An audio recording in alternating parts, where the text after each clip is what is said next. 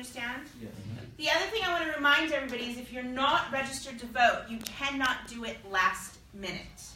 So I'm going to recommend that everybody, when you leave this room, if you're not registered, please go get registered. If your wife's not registered, please go register your wife. If your daughter's not registered, your son, please try to register at least 5 people to vote. Because if we don't speak up with our voices, then this is going to continue. Does that make sense? Yes. Yes. So the other thing I want to talk to you about is, how many people saw my post with all the senators' names and numbers? How many people called the senator? Great, you guys.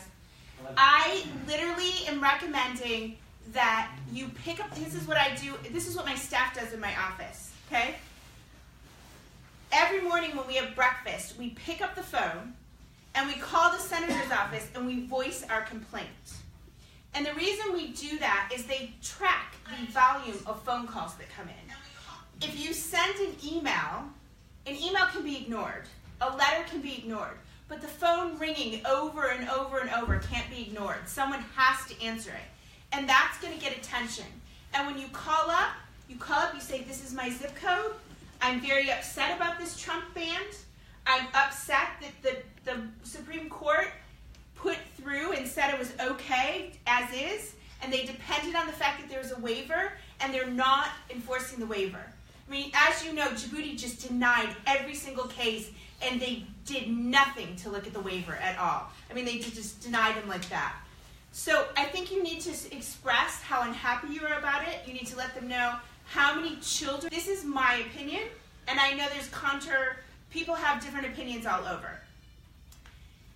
If you can afford to go to Djibouti for your interview, I'm going to recommend that you do it. I don't recommend that you stay in Djibouti, but I recommend that you go for your interview. So if you get an interview appointment, I recommend that you do your medical, go to Djibouti, get your interview, and get your letter and your passport back. They are going to deny your case. Don't be mistaken. Does that make sense? Yes. But you cannot go to district court unless you have a denial. Because if you complain about your case and what it's called is a writ of mandamus. Has everybody heard that? No. I recommend that you do. Because I don't believe that the hardship has been properly evaluated in these cases. So, did you want to, sorry, I know I talked a lot. I already left. ادلهم بس علشان يبقى مواعيد. ايوه هي مقترحه انه اذا واحد مجموعه تفضل انه يروح يعمل مقابله. ليش؟ لانه لما يكون عنده ورقه الرفض يعني يستطيع انه يروح للمحكمه او يقدمها للمحامي حقه انه يعمل يعني دعوه انه منعوا ابنه او زوجته او بنته او الى اخره. لكن لما ما يروح للموعد ما يستطيع يعمل دعوه يعني ضدهم في المحكمه. هذا الجانب الاول.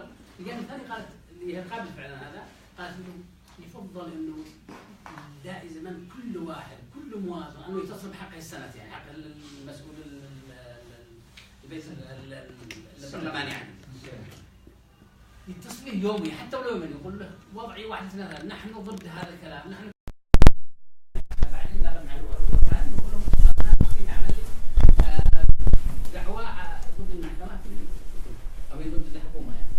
هذا اللي قال تقريبا اللي رفضوه من هذا الكلام هي هذا يخصص انه لما تكون عندك ورقه تاخذها للمحامي وتخلي يعمل له صوت يعني تعمل قضيه بس احكي له حصلنا. أعزائي المشاهدين، الآن المحامية بتقول لازم اللي معه وعد إنه يروح الوعد حقه على أساس تكون معه هذه حجة إذا قدمها للمحامي.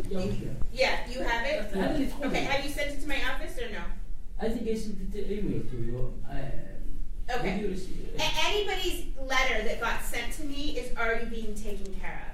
Okay. Anybody who's not in my office, what you can do is take that letter immediately to your attorney and tell them that you want them to file a writ of mandamus. Okay? I believe that the way they're applying 212F is not the way it was intended. It's way overbroad, okay? And that's how they're denying these cases. Basically, they're saying presidential proclamation, and they're denying them. And I think it's way overbroad. I also think is within the proclamation, they provided for a waiver. The embassy has done zero, absolutely zero, to apply that waiver. And the way that you know is that they've denied so many cases. Yeah, and so, but it's not just the first box. How could you possibly evaluate a waiver? You didn't ask for documents, you didn't ask what the hardship was, and you denied them so quickly, you couldn't have possibly evaluated each one of these cases for a waiver. And I think that was done in bad faith. Does that make sense? I wanted to ask you about You already approved it, you know. Yeah, the first slip. We waited for the printer, the visa. The first slip you got wasn't necessarily an approval. It was a slip that said everything looks really good. Now we're going to put you in background checks, right? And so, in a sense, we all looked at that as like an approval, but legally, it wasn't necessarily an approval. It was just we're placing you in investigation, right? Yeah, it says that you're approved for your visa, waiting for. Well, those are the old letters before the Trump ban came into place. So remember, we've gone through 3 stages, right? Yes. So first, we start in 2015 and 2016, where you go to the embassy, you get this nice approval letter, and you check online, and within 3 to 5 days, boom, your visa was issued, right? Yeah. I mean, after going through years of processing in the U.S., years of processing at the embassy, by the time you got to the embassy, they used to just do it in 2 or 3 days. That letter doesn't exist, because what happened was, when the Trump ban got turned down, they started doing sneaky stuff behind the scenes that the community didn't know. And one of the things that they did is they decided that everybody coming from these countries is going to be placed in admin processing. Administrative processing. Yes, administrative processing. Administrative processing used to be done for specific people that needed extra investigation. It was never meant for 3-year-old children. It wasn't meant for babies. It wasn't meant for 80-year-old women. None of that was meant for these people. Does that make sense? Yeah. It was meant for someone who could potentially harm the U.S. And what they did is they basically said, you know what, I don't care whether this is an innocent person. We are going to put everybody in admin processing.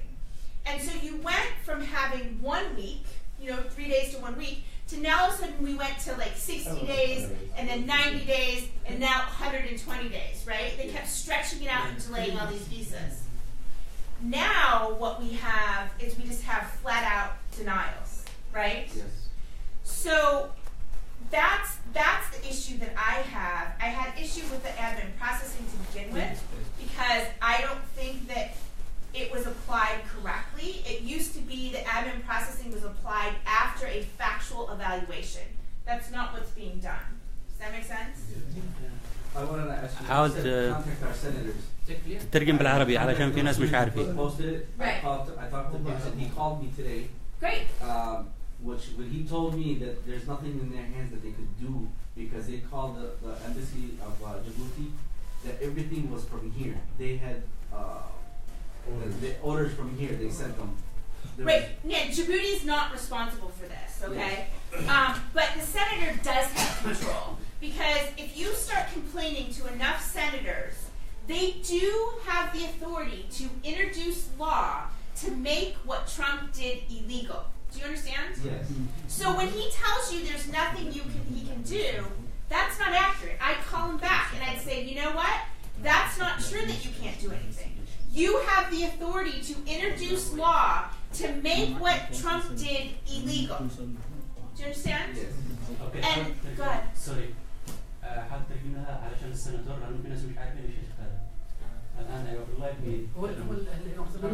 السناتور هل انه ينفع انه واحد يروح عند السناتور هل في فائده؟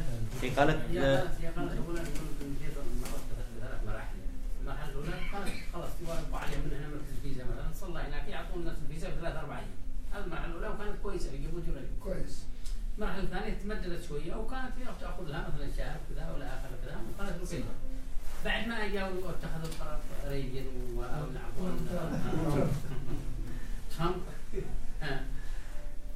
رفضوا هذا الكل واصبح الناس يرفضوهم تماما. يعني ليش؟ لانه حتى القرار نفسه لما تشوف هو يعني لازم قبل ما اتخذ هذا القرار اللي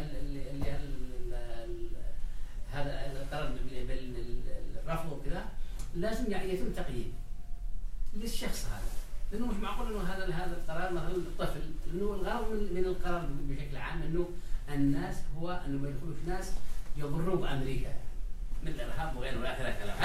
هذا السقف هذا اساس القرار.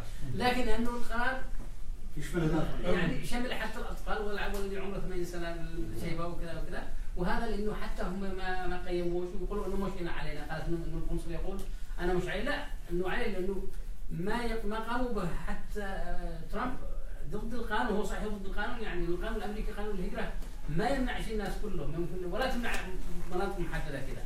هذه هي ما قالت هو احنا قد تكلمنا بالنسبه للسنه المقابله. طيب اللي ما بيروحش للمقابله حقه ايش مصيره هذا؟ قالت هي هكذا انه هذا ما تكلمش في الموضوع هذا. اوكي.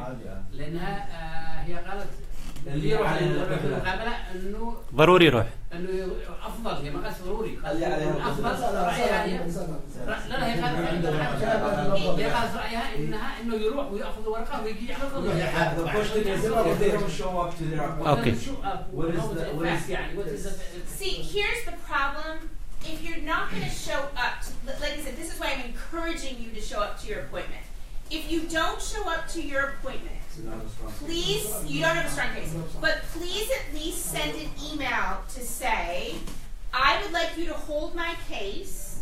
I hear you're issuing a denial to everybody. So until this is solved in the courts, my family cannot afford to travel to Djibouti. So I would like you to hold my case. The last thing you want it to do is expire. And how many people in here had an expired case through Sanaa? Nobody? Have you heard of expired cases? Yeah, you're going to have to reapply all over. Right. And do you guys know how cases get expired? Does anybody know? 1 year. So what would happen is, in Sanaa, people would go to their interview, right? And they would wait, and they would wait, and they would wait. And some of them would email and say, hey, what's going on with my case, right? And Sanaa would ignore them. They wouldn't look at the emails. And then 1 year would clock by, and Sanaa would basically close the case and say, we haven't heard from you in a year. And then some people who waited 10, 15 years would have to apply all over again, right? So even if you're not going to go to your interview, it's very important that you send an email. This is not the course that I'm recommending, but if you don't go, please send an email. And then every 3 months, send another email and keep those emails. Does that make sense? Every 3 months, send an email. Say, please keep my case open. I'm waiting for the court to make a decision. I mean, maybe they'll make a decision before that and it won't matter. But if they don't, I need you to keep emailing. Because if they close your case, you can say, oh, no. I kept reaching out to you. So as long as you reach out to them, they won't close your case. If you do not reach out to them for an entire year, they will close your case and you will start all over again, right? Yes. And that process sometimes can be 10, 15 years. So it's really important, I can't stress this enough, if you're not going to go to your interview, please, by all means, send an email. Just simply, I hear you're denying all the Yemen cases. I can't afford to bring my family to the interview if you're going to deny my case. I'd like you to leave my case open until the courts make a decision. Does that make sense? Yes. And I'm going to put that up on my Facebook, so anybody who wants to send an email can just cut and paste it from my Facebook. Does that make sense? So I'm going to put that up on the Facebook. Everybody can go cut and paste it. And if you choose not to go to your interview, just send them that email. Does that make sense? Yes. Okay. انه هي تشجع على انه واحد يروح المقابله، لانه يكون عندها الحق الدعوه قوي. يعني لما تكون عندها رفض، اذا قرر واحد انه ما يروح شيء ايش يعمل؟ يعمل رساله ويقول له اني باسباب ما هو جاري ما الوضوء كل مليين فانا مش قادر احضر فاوقف حقي اللازمه الى حتى المحكمه تقضي بالموضوع يعني بشكل عام سوف نحضر. ثم يعيد الارسال في كل 3 شهور بعد كذا باستمرار يعني حتى للملفات احنا عارفين اول هي مده السنه. اذا ما توصلش معاهم سنه يقولوا انتهى الملف مده السنه ما توصلش مده السنه فانت لازم تكون تواصل معاهم في كل فتره بين حين واخر على اساس لو قالوا ما تواصل معنا تدي لهم الايميل هذا في حالة ما قدمت إذا ما حضرت الانترفيو. The date for them to either make it as a ban official or no. Well, they did not come down with a decision today. It's being argued, it's being argued both in the 4th and the 9th. Okay. But I was on the plane all day, so as of me coming over here, they had not yet made a decision. Does that make sense? Okay. يا بس أنا في شيء أضيفه بس إنه لازم تحتفظ بالإيميل اللي تبعته، لازم تحتفظ بكابي علشان يكون عندك evidence إثبات. لازم لو بعد فترة يعني إذا عملوا في closure case أنت طلب والكيس تبعك معك إثبات.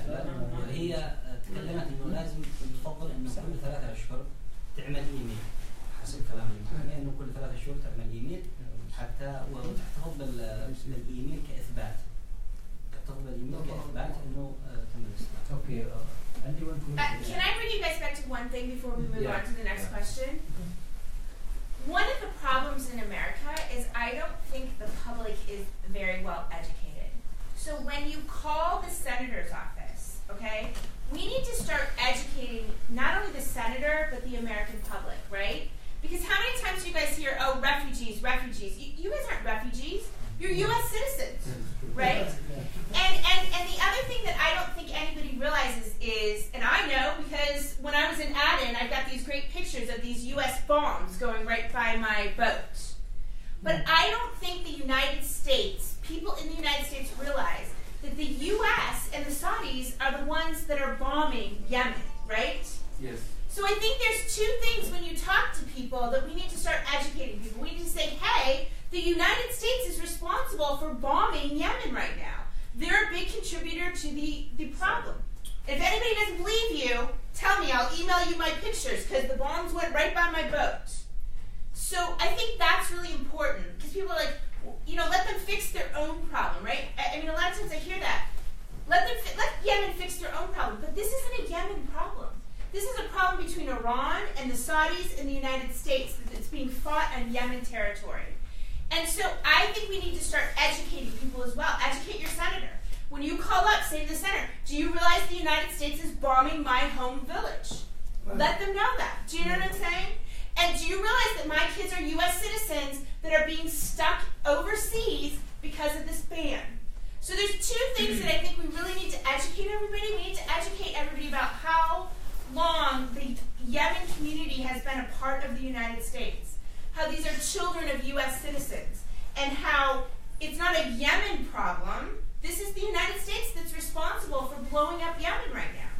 Does that make sense? So I want to make sure that when we leave here, the Supreme Court has made this ruling, but I think it can be reversed with some education. And so now is the time to speak out with our voices, call our senators, educate people, make complaints. Like them calling you back saying we can't do anything.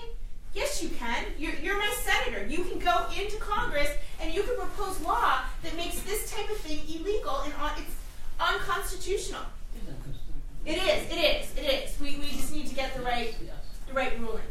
Yeah. Okay. What do you suggest for the people that did get refused? Okay. What should they do in Djibouti? Should they go back to Yemen? Should they go to a different country? So, should they wait? my recommendation is that if you can safely, I'm going to pull you guys up. Come.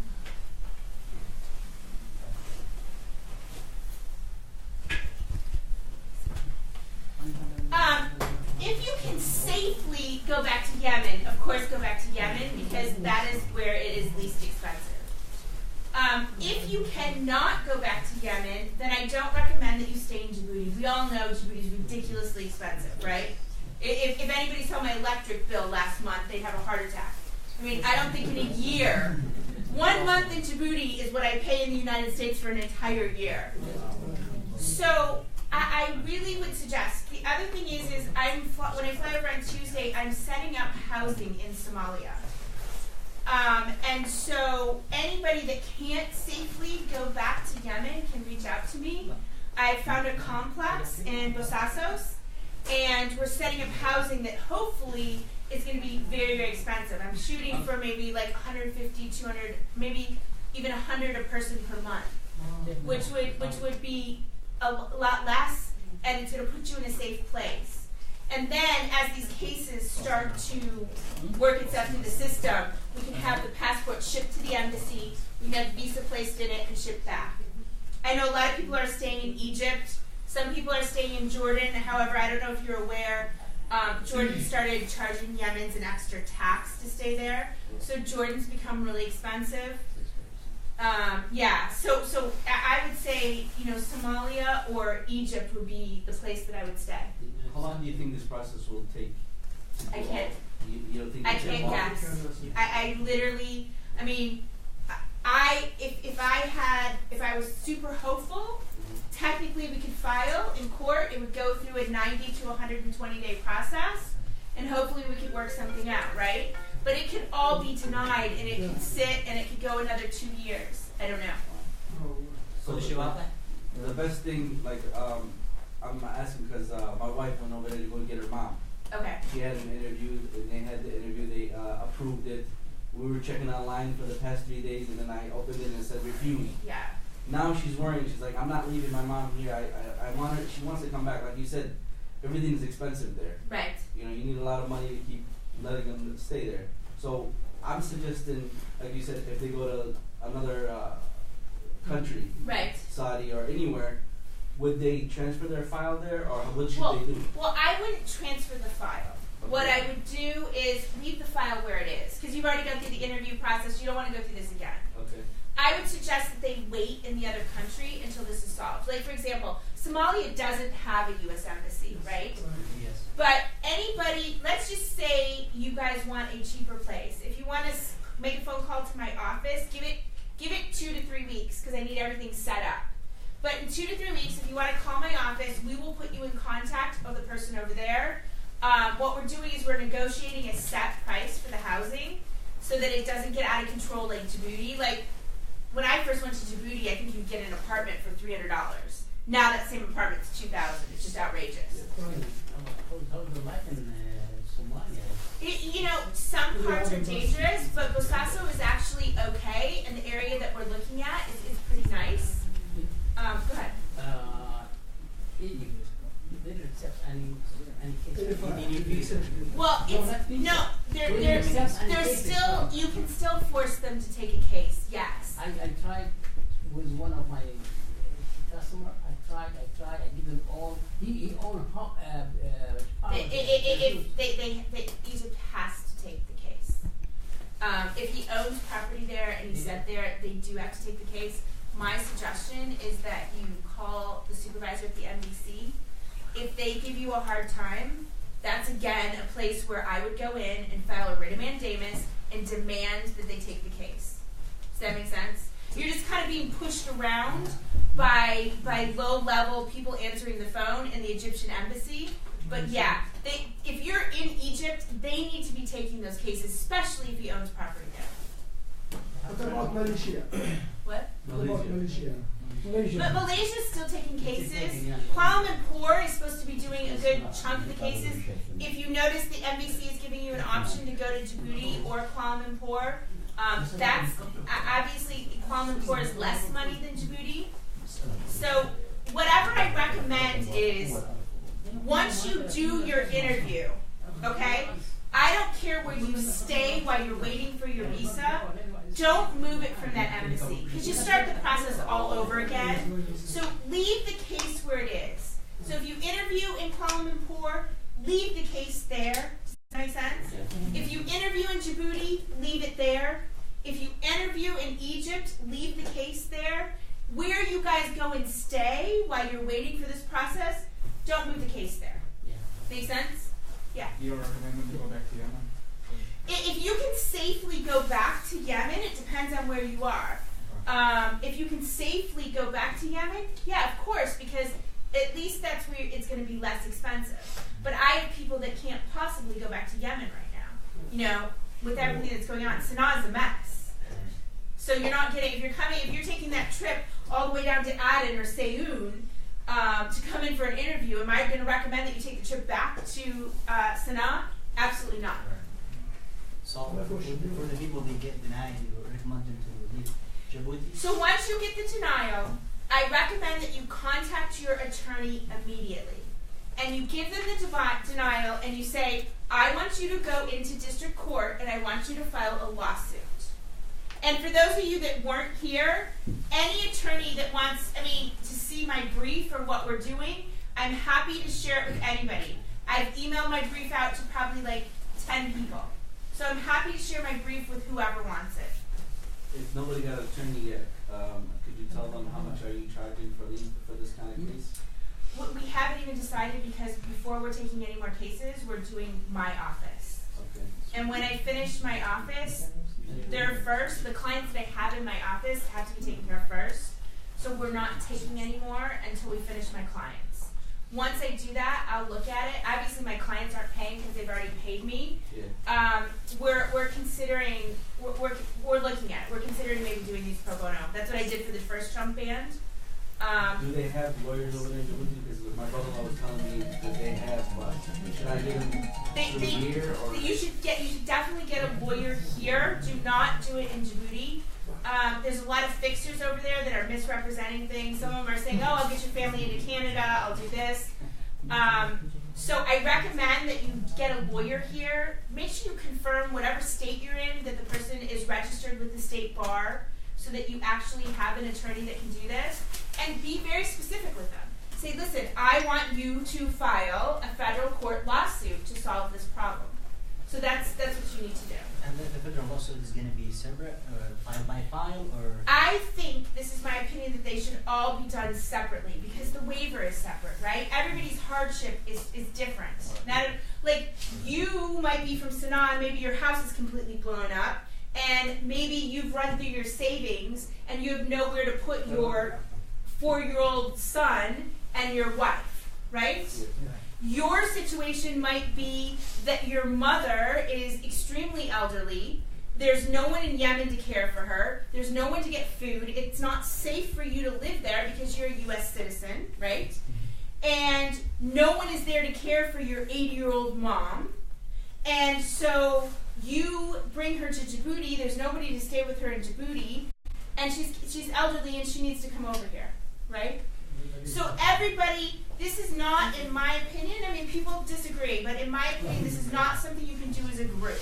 This is something you need to do separately. You need to say they didn't address my hardship. They didn't properly look at my bona fide relationship. They didn't look at all the issues we're having. I was entitled to a waiver. Sure. Make sense? Go ahead.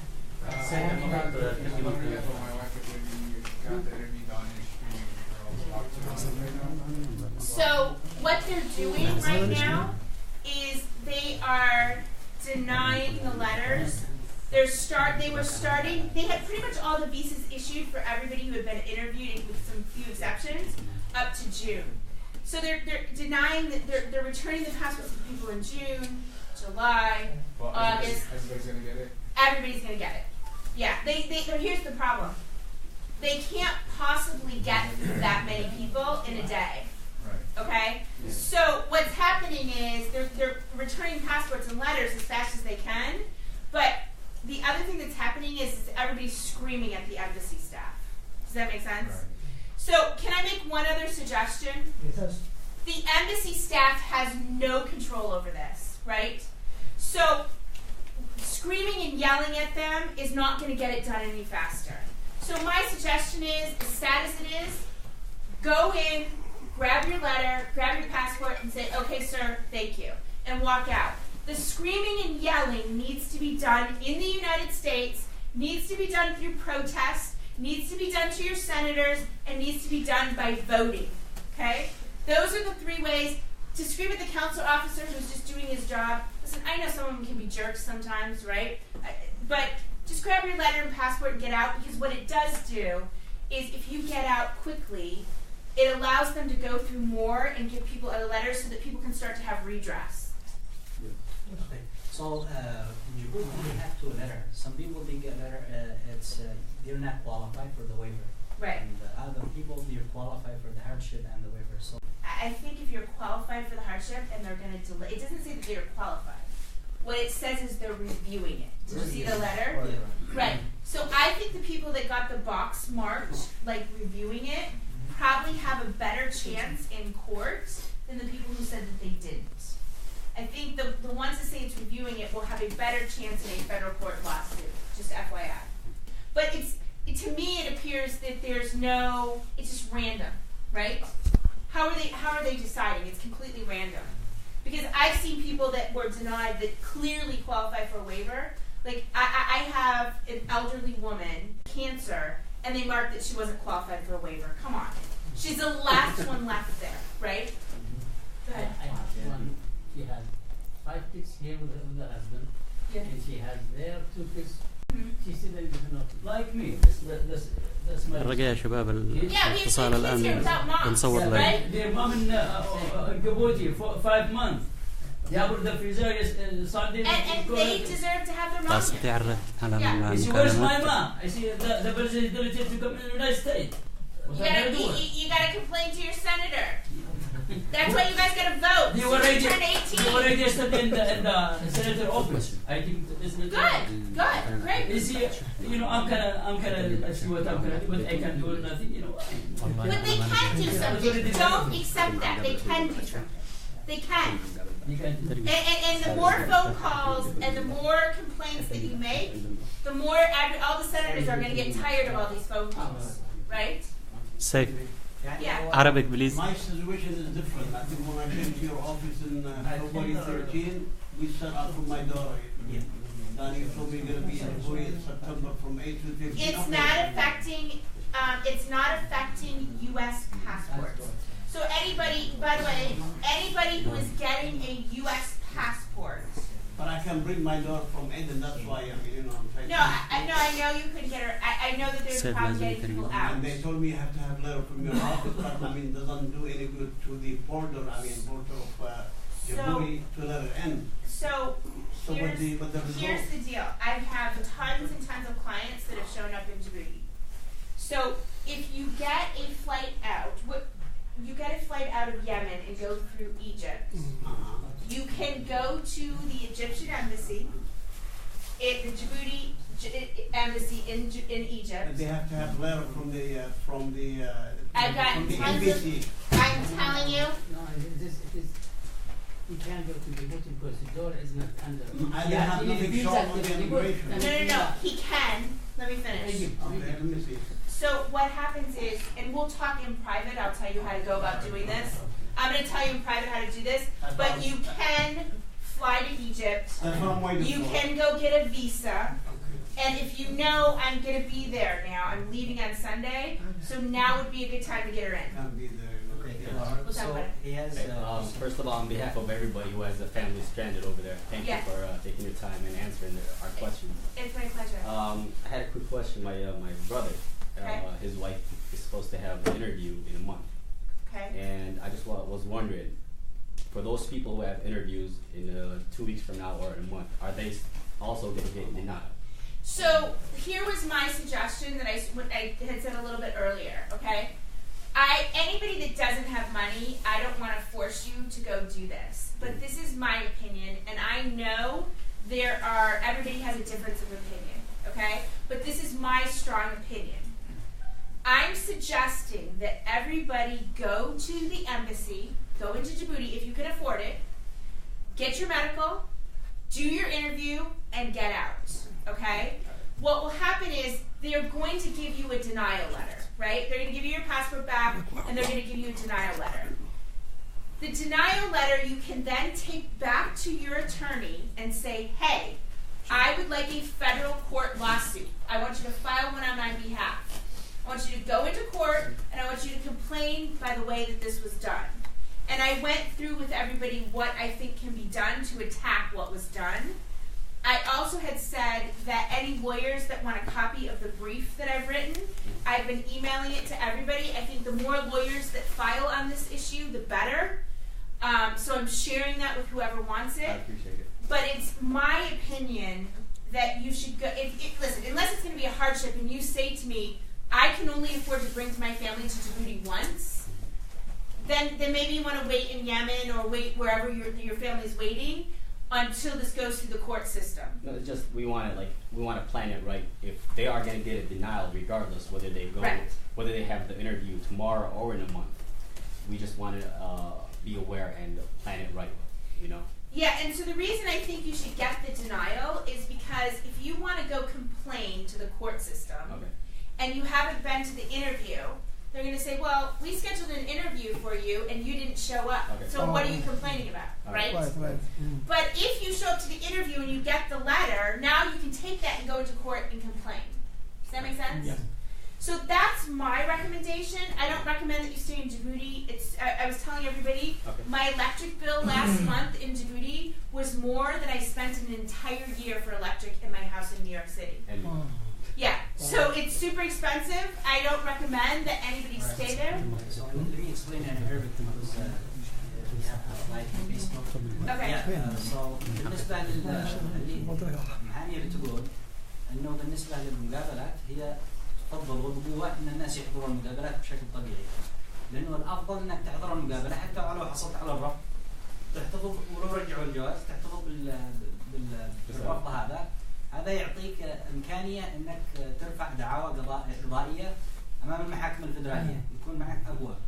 فهي تنصح إن أي شخص عنده مقابلة في المستقبل بعد شهر بعد شهرين الأفضل إنه يحضر المقابلة، وأفضل من ما يتغلق الكيس، لأنه إذا ما حضرش المقابلة الكيس بيتغلق وما بيكونش معه إثبات إنه يرفع دعوى قضائية أمام المحاكم الفدرالية.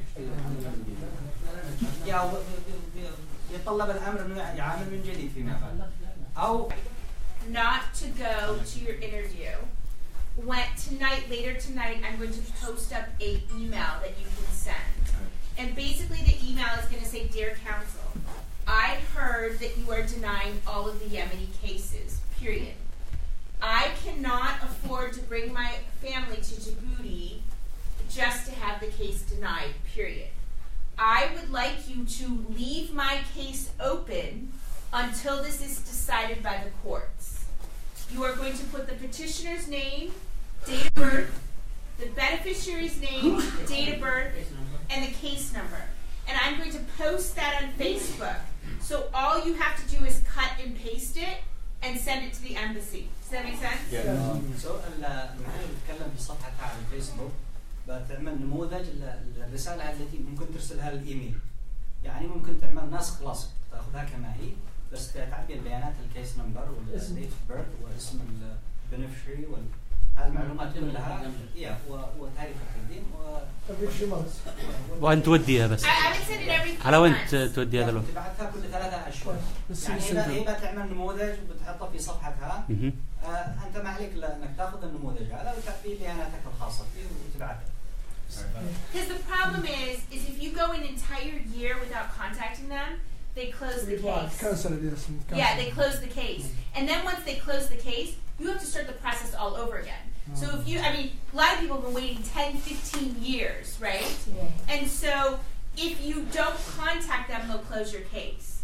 If for some reason you've reached out to them with those emails and you go on SIAC and they see that your case is expired or closed, immediately call the NBC and say, look, my case is not supposed to be closed. I've reached out to you. Here's proof I've reached out to you.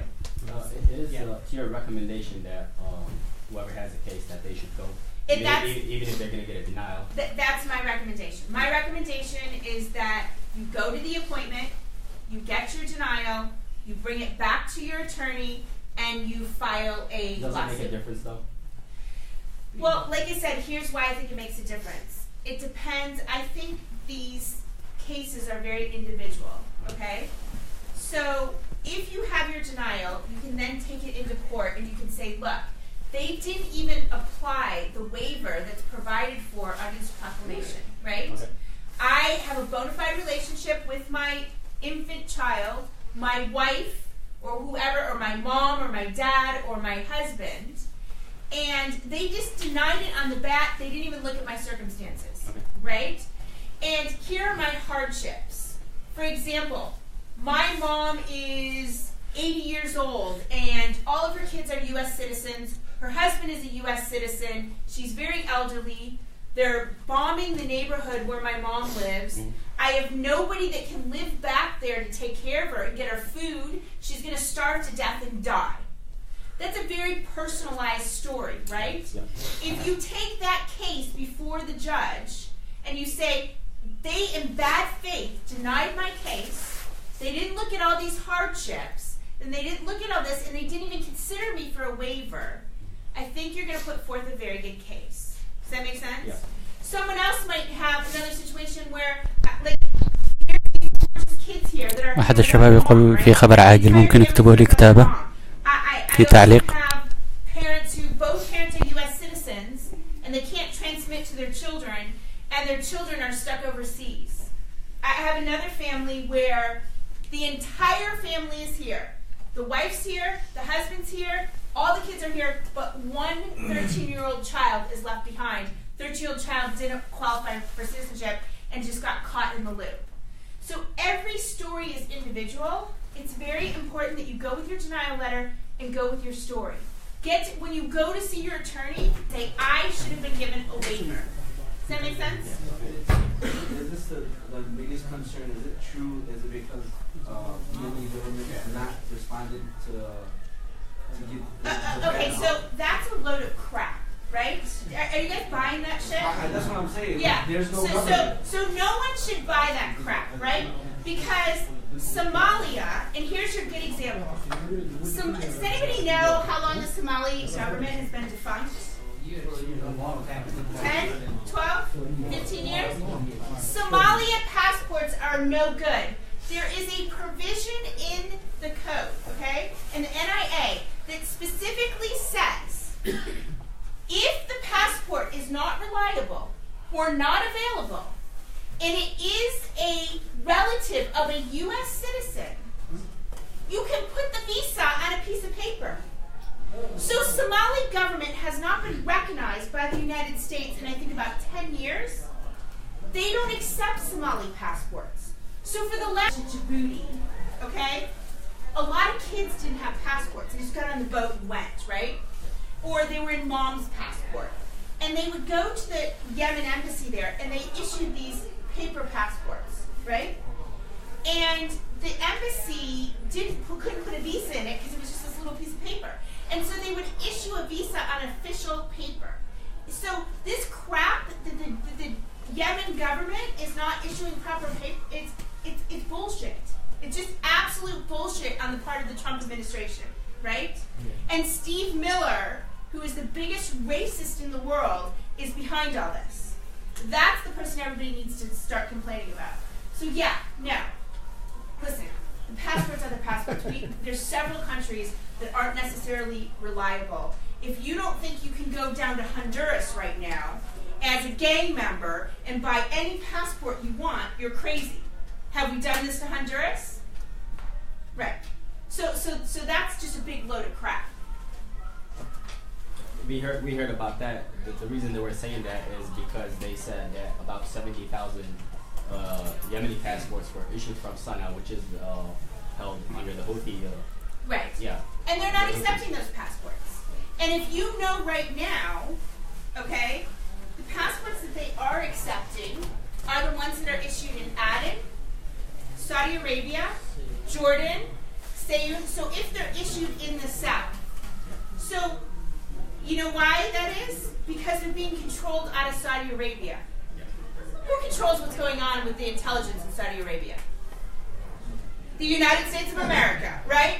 So if you don't think, first of all, the embassies already said, I'm not going to take any of the Sana'a passports. We're not going to recognize the Houthi passports. We're only recognizing the passports in the south. All the passports in the south are being regulated by Saudi Arabia. And we know the United States intelligence is all over Saudi Arabia. So we all know that the passports that are coming out of Saudi Arabia are good. Even if you go in Djibouti right now to get a passport, cleared through Saudi Arabia or Jordan. So that is all just bullshit.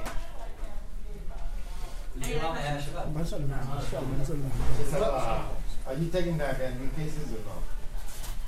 So this next couple weeks, we are focusing strictly on our clients who have already been in my office. And so this has turned over a tremendous amount of work. So what I had said was, once I filed a lawsuit in every single one of my clients' cases, I will put a post up that I'm taking new clients.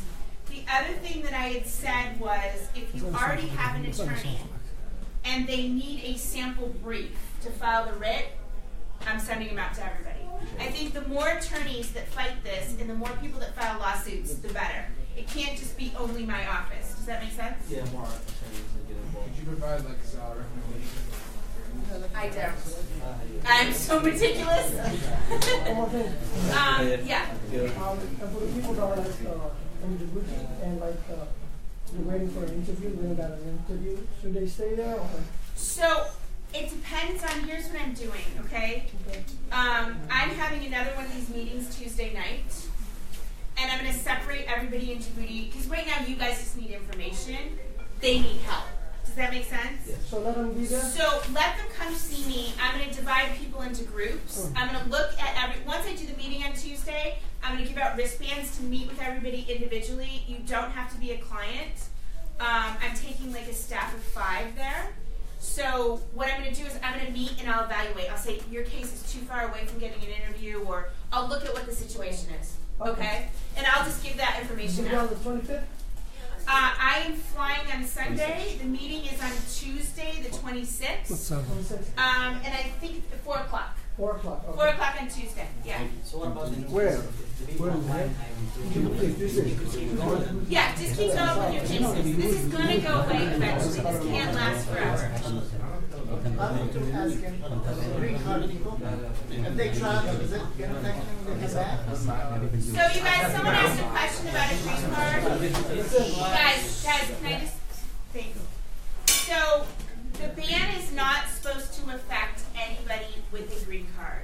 Please make sure that your green card is current. People are having trouble getting out of Sanaa. I think that's what's happening with my friend, right? Yeah. You're so quiet because he's gone. So people are having trouble getting in and out of Yemen right now. So make sure that if you're leaving here, both your passport and your green card have at least 1 year on it. Does that make sense? Because who knows how long you're going to be stuck there. Do not leave the United States unless your green card and your passport have a year on it in case you get stuck. Other than that, you should not have any problems. Yeah. I just want to clarify. هي أسئلة المعاملات اللي الآن على الجانب هل تأثر ولا شيء؟ قالت لا تأثر ولا يجب أن الواحد يستمر في المعاملة حقتي. أساسا ما شيء يستمر شيء هذا. بس ما تكلم الأستاذ عزيز، تكلم بالنسبة للمعاملات المستمرة. معاملتك يعني عاد في اليو اس اي اس تستمر، احضر مقابلات في اليو اس اي اس، ناشونال فيزا سنتر، رسل البيانات، رسل الضمانة، كل شيء مستمرة. خذ الرفع الفيز، يعني المعاملات مستمرة بشكل، والقرار ما بيستمر فترة كبيرة، لذلك استمروا في المعاملات. If someone we have interview in Malaysia, yes, you don't go in Malaysia because you war, you don't have a plan. Sometimes like this, what can you do? So if they have an interview in Malaysia and they can't get there, okay, call and ask to have it rescheduled. If you absolutely can't get into Malaysia, ask to have the file transferred to Kuala Lumpur or Djibouti. And there's flights right now that are going from Seoul to Sudan, so it's pretty easy to get into Kuala Lumpur. And at this point, since you're going to get the denial, right, you want to get in and out of wherever you're going quickly. Does that make sense? If you don't answer to me, pardon? If you don't answer the government or something in the council over there, what do you mean if you don't? What can you do? If they don't answer that. Sometimes you cancel the phone, email. Sometimes you just keep like for me, and I'm gonna pick up the phone. Like if you're a U.S. citizen. Does everybody know that the council has a U.S. Citizen Services? Yeah. So if you're not getting, send them an email, give them a couple days. If you don't get an answer, here's my rule. I give everybody a week. If you don't answer me within a week, I'm going to send you an email every single day until you answer me, and I'm going to call. Ask for U.S. Citizen Services and say, look, we need to respond to me. I need my appointment rescheduled. الشباب اللي بيتصلوا الرجاء الآن بنبث لايف من داخل قاعة مغلقة، حتى الإنترنت ضعيف عندنا، فالرجاء ما فيش داعي للاتصال الآن. الذي عنده سؤال ممكن يحطه في كومنت. شكرا.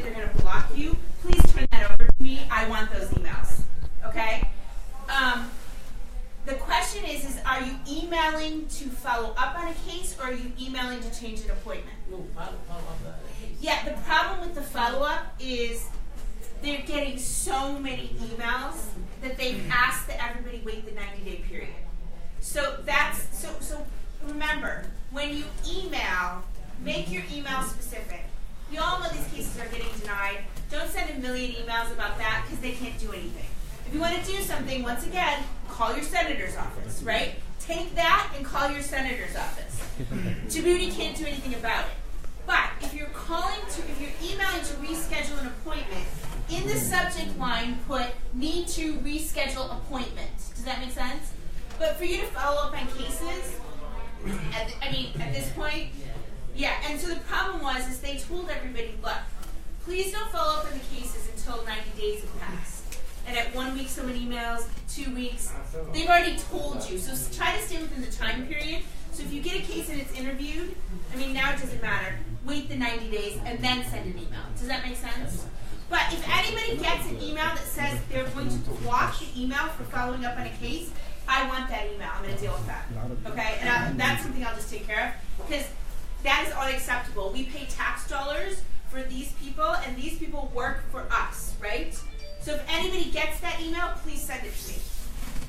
Okay. The people that are waiting over there, you're suggesting that they should not wait. Yeah, well, I suggest that they get their passport, they get their denial letter, send it to you in the U.S., and go ahead and go somewhere other than Djibouti. Okay. Djibouti is not the place you want to be. Exactly. It is literally the hottest country. I happen to like it because I like the heat. You can't make it hot enough for me. But, Djibouti, it's ridiculously expensive. It's super hot. Like I said, there's so many other places you can stay. Can you just pick your family up and go to any other country, like with no difficulties? It depends on what country. Like I said, some people are getting into Egypt. Jordan's getting a little bit expensive because of the fact that they're charging an extra tax.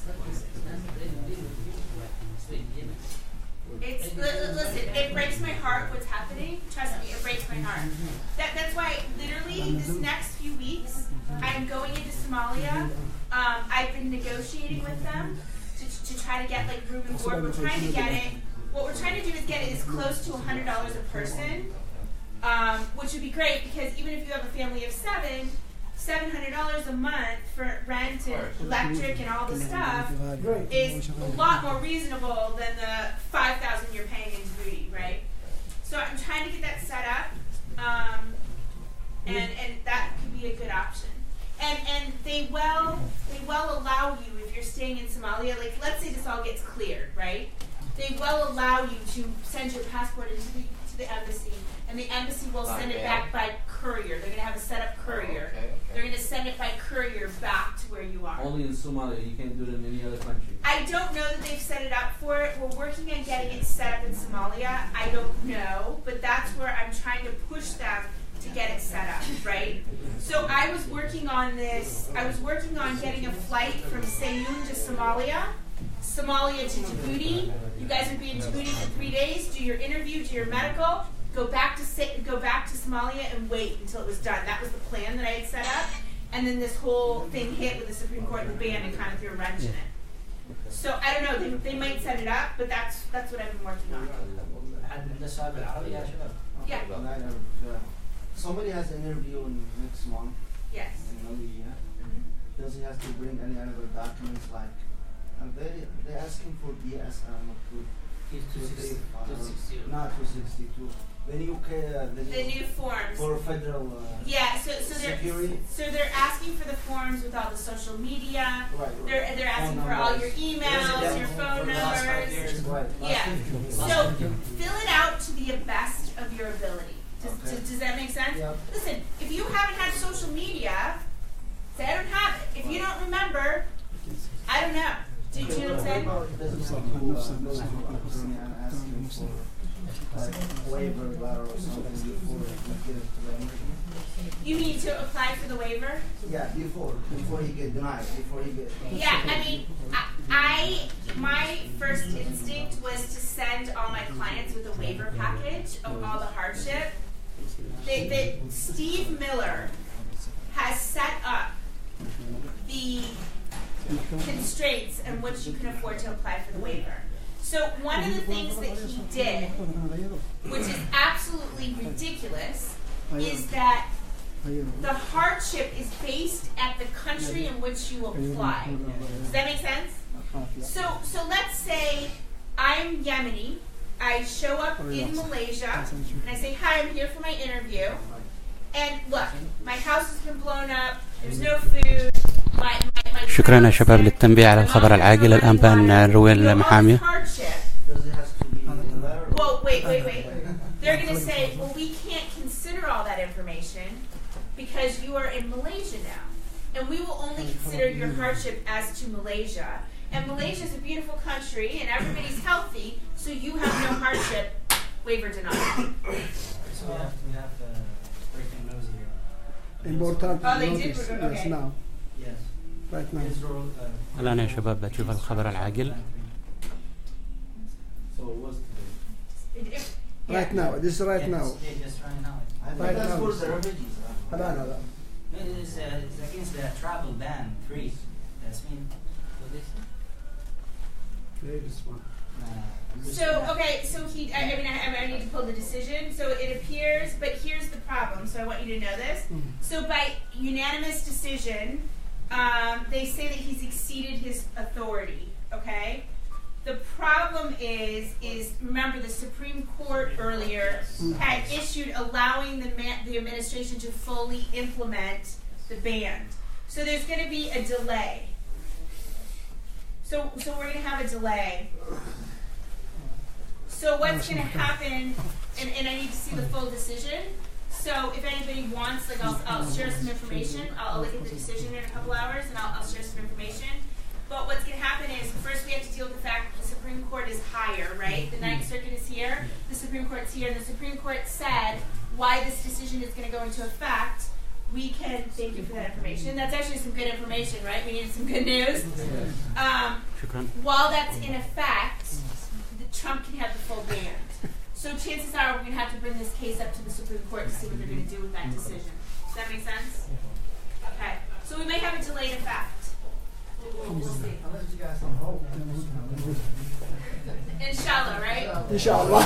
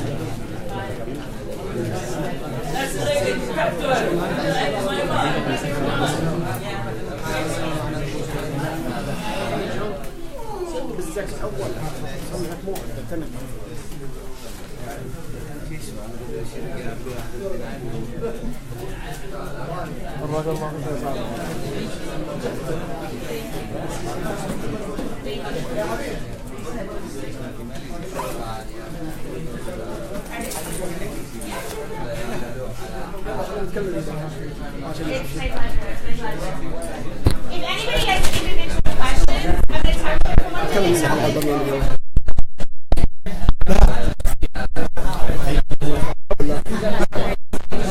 Good luck. I'm so sorry. Just a minute. I think this is awesome. I think we all need to sit up.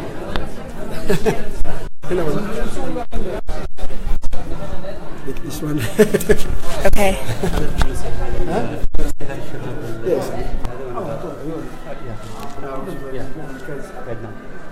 Ready? So I have a few recommendations. First, I think everybody needs to get out and vote. Midterm elections are coming up. If you're not registered to vote, go out today, get registered. If you are a U.S. citizen and you are over 18, you need to get out and vote. Even if you're living overseas right now, if you're a U.S. citizen, register to vote so you can get your absentee ballot. Second of all, everybody needs to start calling their senators. I've posted all the numbers on my Facebook, and if you check there, pick up the phone, complain to your senators. Tell them you want them to pass some sort of law. You want them to introduce law in Congress to make what Trump did illegal. These are very important things. The community needs to speak out. Everybody in Djibouti can't do anything about it. It's us here in the United States that can complain about that. As you know, I haven't even seen it yet, but the decision while I was talking came down from the Ninth Circuit, so let's be hopeful that that goes somewhere.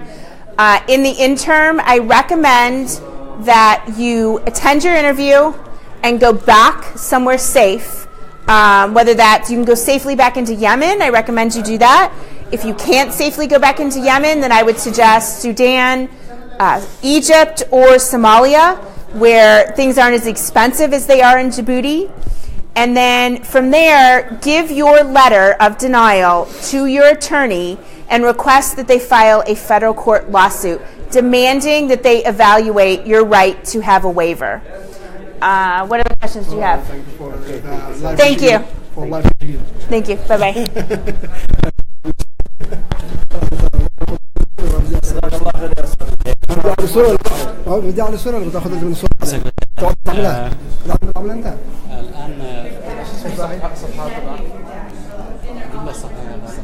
مباشر ميشيغان اكتب بس على طول بالعربي مباشر ميشيغان في العربي ايه في الفيسبوك اكتب مباشر ميشيغان بس يطلع لك على طول ولا بتحصلها حبيب الجوفي باليوتيوب بتحصلها تعمل كليك بيطلع لك بالفيسبوك حبيب الجوفي اليوتيوب اذا كان بس هناك اكتب في السيرش حق الفيسبوك اكتب مباشر ميشيغان يطلع لك دليل سيف القرمي سريع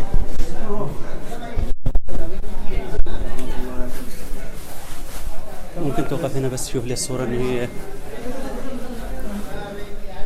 السلام عليكم أعزائي المشاهدين. زي ما شفتم قبل شوية المحامية جولي بتتكلم أولا على الانتخابات مركزة على هذا الشيء. الشباب أو البنات الذي أعمارهم 18 سنة أو أكثر ضروري جدا أنهم ينتخبوا. فالانتخابات هي التي بتغير مجاري الأمور في السياسة الأمريكية. هذه نقطة مهمة جدا ودائما بنكررها يا شباب. الانتخابات الانتخابات الانتخابات. كمان تكلمت على أساس سيف شوف لي بس الكاميرا يا غالب. حياك الله يا محمد. كيف تشوف كانت أول نقطة ركزت على الانتخابات؟ هو بالنسبة صراحة يعني هي تكلمت يعني الجالية اليمنية ومفروض تتحرك. يعني المواطنين الأمريكيين they have to register to vote and go vote لأنه احنا في بلد قانون صراحة. يعني السيناتورز ما بيعطونا أي اهتمام وما بتكون لنا أي قيمة إلا عندما يكون لنا قوة انتخابية. لأنه المشكلة أنه تعلم تلاحظ أنه المنافسة بين الحزب الجمهوري والديمقراطي منافسة كبيرة. بعض الأحيان الفارق بسيط فقد نكون إحنا الفارق. ولذلك يعني حتى يتم التفاعل مع قضايا وخصوصا الإدارة العنصرية يعني هي ضد المسلمين ولو أني غلفت بغلاف المتطلبات الخاصة بالأمن القومي والكذا. ولذلك يعني موضوع التصويت هو جيد. بالنسبة للمواضيع المهمة اللي تكلمت عنها اليوم بالنسبة بالنسبة أصحاب المعاملات اللي معهم مواعيد قادمة يعني سواء بعد أسبوع بعد شهر ضروري يروحوا. الأفضل أنهم يحضروا ويحصلوا حتى لو جابوا لهم الدنايل اللي هو الرفض. الأفضل أنهم يحصلوا على يروحوا الموعد ويحتفظوا بهذا كإثبات. يحتفظوا بهذا إثبات. هذا يساعد على أنك ترفعها أمام المحاكم الفدرالية الأمريكية اللوسود أو الأشخاص اللي معهم موعد ما بيستطيعوا يحضروا الموعد. الأفضل أنه قانونيا أنه يبعث إيميل للسفارة يعملوا هولد للمعاملة. طبعا حسب القانون هو معك سنة. حسب القانون معك سنة أنه تعمل هولد. والأفضل أنه كل 3 أشهر تعمل لهم إيميل تكلمهم أنه في اليمن، وبسبب الأوضاع الاقتصادية أنك ما تستطيع، بسبب الأوضاع الاقتصادية أو بسبب الحرب أو كذا ما تستطيع تحضر المقابلة، بس لازم ترسل إيميل علشان ما يعملوا شيء، علشان ما يعملوا شيء هولد بس قالت بتضيع المعاملة إذا ما إذا ما بعت لهم شيء إيميل، إذا ما بعت لهم شيء إيميل طبعا هم بيعملوا كلوز للكيس، لازم تعبي من جديد يعني، والتعب والخسائر سنة كاملة. لكن انك تبعث ايميل حسب كلامها، انك تبعث، طبعا هذا مش كلامي علشان لحد بعدين، هذا حسب انا ترجم كلام المحامية جولي ويتحمل المسؤولية، ولذلك يعني انه تبعث ايميل بهذا الصدد. وهي تكلمت اني في صفحتها في الفيسبوك بتطرح الصيغة تبع الايميل وكيفية كتابته، يعني بيطلب الكيس نمبر في سؤال بس. نعم. بالنسبة تعرف المشاهدين بخصوص المنشور اللي وصل الآن، القرار هو قرار جديد في المحكمة، لا في قاضي فدرالي الآن استأنف. إن شاء الله إنه يكون ينفع. محكمة واحدة ولا عدة محاكم؟ لا قاضي فدرالي واحد استأنف القرار. بس إنه حسب كلامها إنه تعرف السوبريم كورت هي أعلى سلطة قضائية في الولايات المتحدة الأمريكية، بس إن شاء الله إنه ينفع بإذن الله تعالى. هذا ما ينفع يعني، والقانونيين في البلد هذا والحقوقيين هم كثير. بس هي كمان ركزت على إنه عارف منك إنه ركزت على لازم إن أنتم تتابعوا مستمرة متابعة للسيناتور. طبيعي مواضيع السناتر لازم كل شخص معه معاملة أو رفض يتصل بالسناتر مرتين 3 4 علشان تحرك عدة مرات علشان يتحركوا كل أسبوع، يتحركوا في الكونغرس في مجلس الشيوخ، يتحركوا من أجل أنهم يوقفوا ضد القرار هذا. أنت يعني السناتر من حقك أنك طالبه بحكم أنك مواطن أمريكي، يعني هو لا في منطقتك. ليش يعني حتى مثلا التصويت اليمنيين لازم يكونوا يصوتوا بشكل كبير، لانه يا اكيد هذا ضروري صراحه، ضروري والله، لانه اصلا انت ما بتكون جاليه قويه ولك قيمه الا اذا اثبت وجودك في الانتخابات. هذا حقيقه يعني، خصوصا احنا في دوله ديمقراطيه، يعني الموضوع مش نفس كما في اليمن او في انتخابات سوريا والله الدول العربيه. الجهمي مكتب محاماه في مدينه دربون. انا لا اسمع على فكره يا سيف الجهمي مش مكتب محاماه، انا عندي مكتب الجهمي للتوضيح يعني، لانه كما قد زادوا الناس. الله يعطيك العافيه. انا بس اتيت يعني تعرف يعني حسب للترجمه مساعده الناس اللي عندهم اللغه العربيه، ولسنا مكتب محاماه، وانما معنا مكتب هجره لمساعده الناس تعبئه المعاملات ومتابعتها، وايضا في الضرائب وخدمات المحاسبه. ونشكر جهودكم، نشكر الاستاذ حبيب والحميقاني والاخ الكريم خلف الكواليس.